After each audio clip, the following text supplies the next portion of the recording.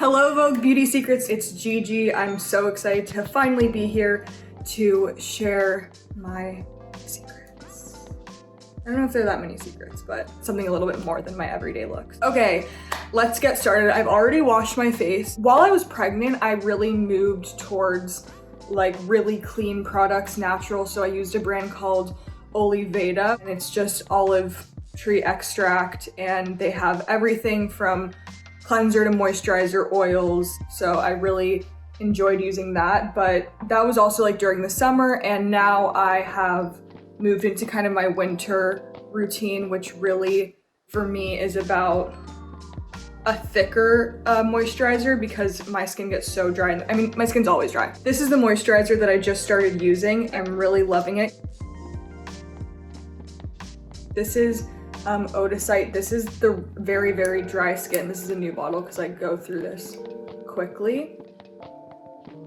And I really like to exfoliate in high school. I feel like maybe I did it a little too much. I would use like that St. Ives apricot scrub, which I loved. I used it till pretty recently, actually. Whenever I'm working a lot or I'm wearing a lot of makeup or I'm coming from a shoot, I use Cetaphil because I just feel like it really cleans my skin. I've always really gone for like drugstore skincare. I don't think, I mean, unless pregnancy I feel like is different and I really wanted something clean for that. But before that, I really just wanted good product, and I don't always think that you have to pay a lot for that. So during fashion week, I think is when my skin gets the most irritated because I wear makeup the most during fashion week. It's literally every day, all day. Multiple makeup looks, multiple hands. They take the same makeup brush all the way down the line on 30 girls. So it touches a lot of faces, and I feel like that's when I start to get irritated around and spots around my chin, around my nose, obviously also stress too and not sleeping probably enough. I do extractions myself. I've never really had like a facialist. I don't know. I'd rather like do it to myself and learn how to do it gently. And then a strange thing that I do, which my mom taught me, is I put toothpaste on spots at night and it dries it out. I might get in trouble for saying that, but that's what I do. Another thing that I like to do with my moisturizing and my skincare before I start makeup is to moisturize my lips. When you moisturize your lips in the beginning, then it can kind of sit on your lips through your routine so that when you get to lipstick at the end, it's sat for a bit. This is called the 101 ointment, but it's like for everything. I think all-purpose ointments are great. You can put it on your lips. Then I dab it where my skin feels dry, sometimes like on the tip of my nose. And also I find that like right where my eyebrows are, where they start, gets really dry. I don't know why, but I like to sometimes dab it there because I just think that eyebrow product, like pencil and stuff, goes on better. So sometimes I do that. During pregnancy, I think the thing that changed most about my skin was the pigmentation. I've had like this darkness near my eye from before pregnancy, but it got really dark when I was pregnant. I tried to wear hats in the sun and sunblock. Also like let it happen because I think it's natural.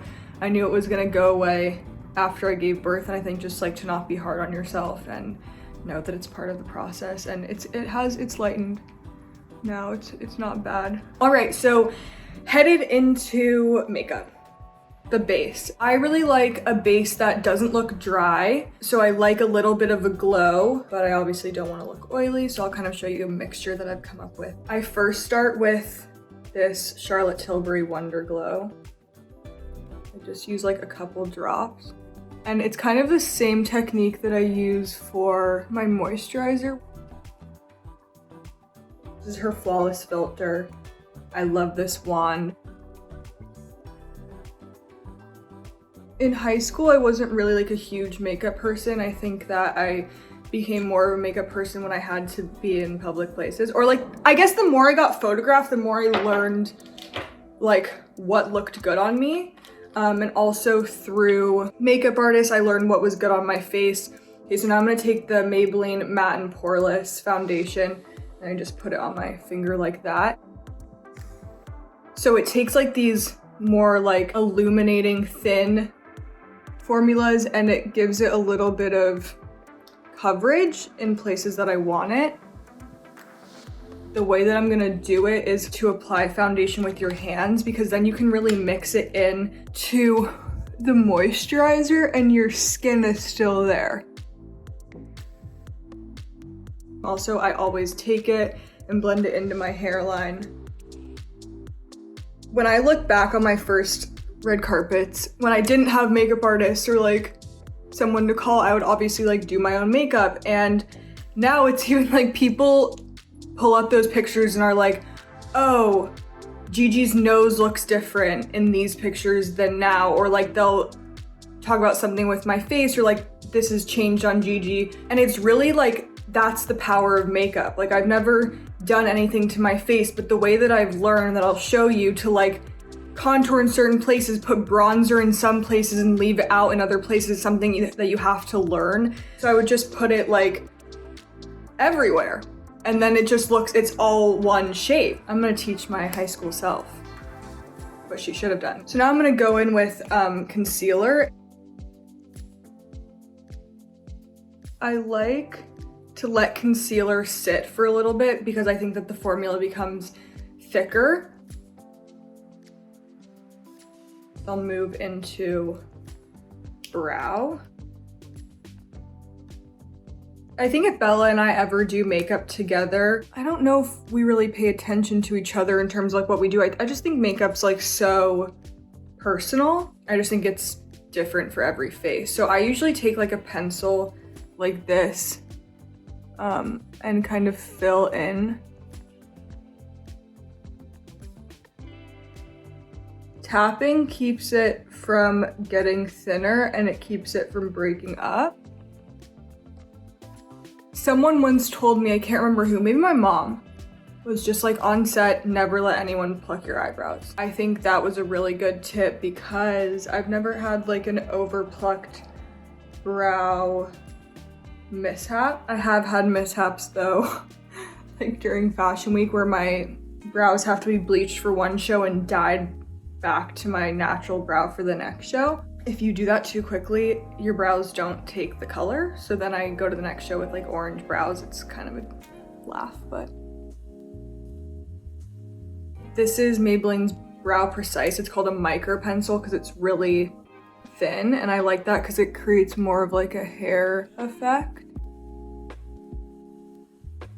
I think my favorite makeup event of the year for me is the Met Gala, and really being able to take a look that I'm gonna wear and create the rest of it based on that. Like I just think that's so fun and I get to really be in the creative seat, and I just love that you can make it really a memorable makeup moment and hopefully people have fun looking at it as much as we have fun creating it. Brow wax, and what you do is you take spray and you spray it on here and then take the brush and do it back and forth.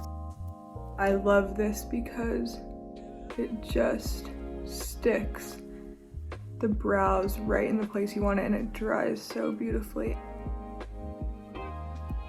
So that's my brow. Done.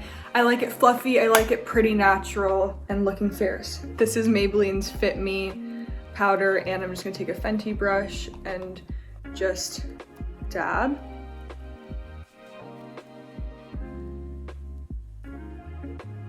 Do I not blend that in? Okay, that's blended now. I like a little bit of shine on my chin, and I like it a little bit like on this part, so I don't want to take away too much. We're gonna move on to bronzer now, or contouring. Start here. And then I'm gonna take the same powder. This is a makeup artist trick, with like a round, smaller brush. Blow. This is my favorite. Take a little and put it right on the bottom and kind of connect it like a little arrow. Okay. Now we're gonna go into eyeshadow. Nudes of New York palette. more of like an orangey tan. I go right under my brow bone here. Then I go for my eyebrow down and then across. I have a really high brow bone, so I think it adds a good dimension and it pushes that part of my lid back so that my eyes pop more. I really think about makeup the most as like taking a moment with myself and like being creative. And that doesn't always mean that you have somewhere to go or someone to see or someone to do it for. So I'm gonna take same colors and just connect from there under my eye.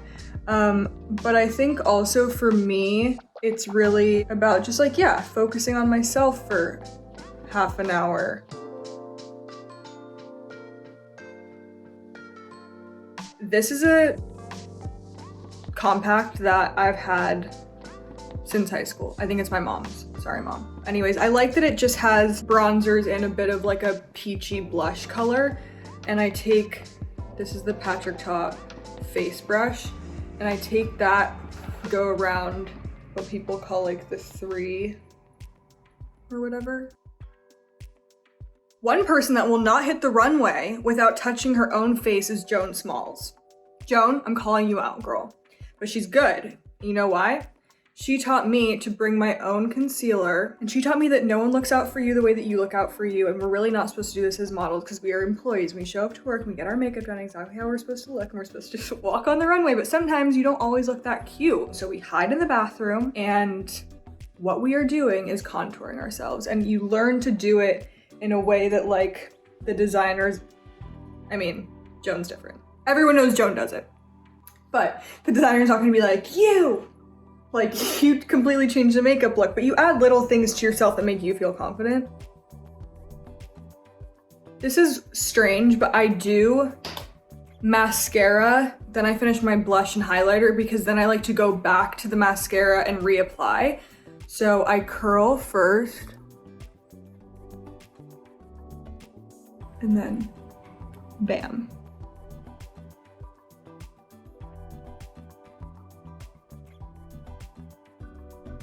Blush, Stila. I like to smile and start on the apples in my cheeks and then kind of blend it out.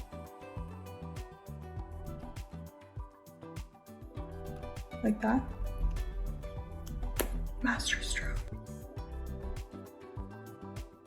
So I just pull it from there to there, look at that, bam. And then I go thin line right down the middle of my nose. And I put right some over my lip. And then I take kind of like the edge, like tilt it a little bit.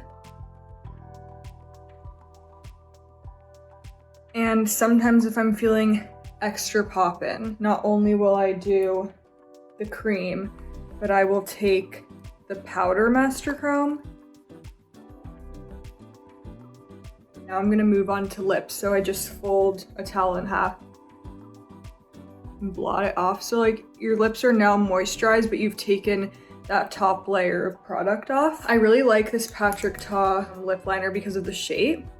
So it's like a square.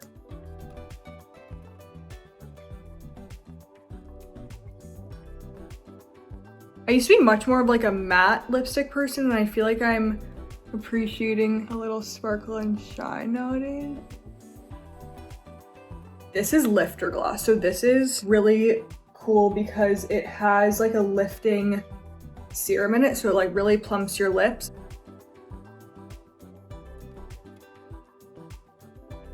Yay.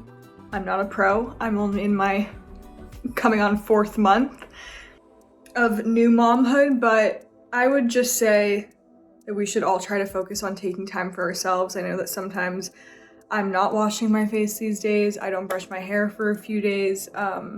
So I just want to remind those of you watching that this is not how I look every day. Sometimes I go a week without touching makeup, or, you know, just putting on deodorant is like we're doing great. So just remind yourself that you're doing the best you can, you're doing amazing, and to just give yourself grace, and if you brushed your hair this week, I'm really proud of you.